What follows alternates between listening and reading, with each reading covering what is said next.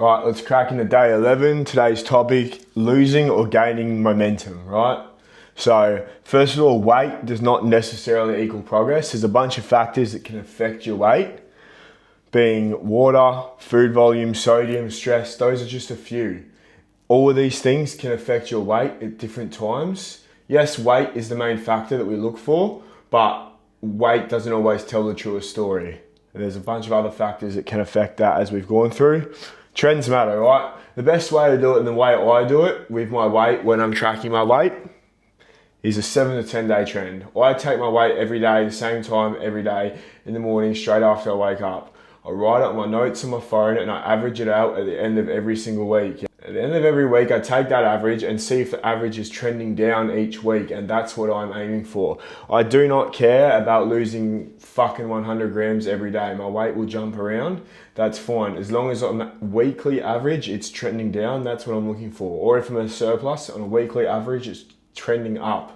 Direction over time, so that's the same thing, over time, yeah? Not just fucking, oh, I didn't lose weight yesterday, I'm in a deficit. How the fuck does that work? No, that's not how it works, yeah?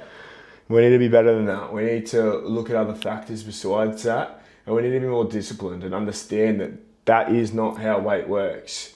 And for us to fall off track after one day because we didn't lose weight is just fucking pathetic. Patterns, not single day. Same thing. Just over time, are you trending downwards or upwards? Yeah? Progress equals trend. So visual versus scale. Like we just said, the scale is not always the be all end all, right? There's progress photos that you can take. I have my clients take progress photos every week. One from the front, side and back. And we can review them every week. That gives you a better idea of what's going on with the body. And measurements. Waist measurements, muscle measurements, whatever you want. Again, like these aren't going to change crazy over the span of a week, yeah? But over the period of 12 weeks, yes, they will. And that's where you see the progress. And that's what it's about. Patterns, not just single days. Direction over time. Fit of clothing, how your clothing fits. That can change in a week, but again, like it's just stuff over time.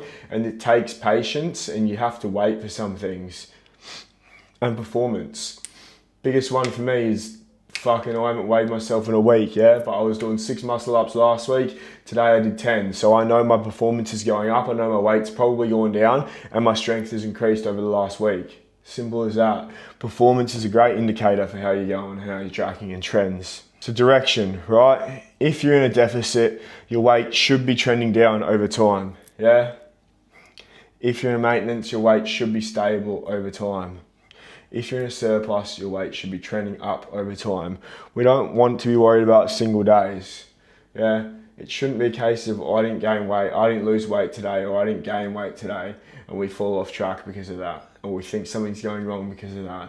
It takes patience, it takes discipline, and most importantly, consistency over time is what gets us the results we're looking for.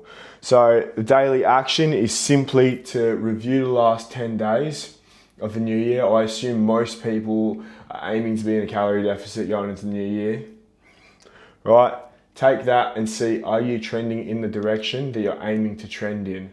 If not, write a small plan about how you can change that. Some of the changes you can implement in your life to create that trend that you require.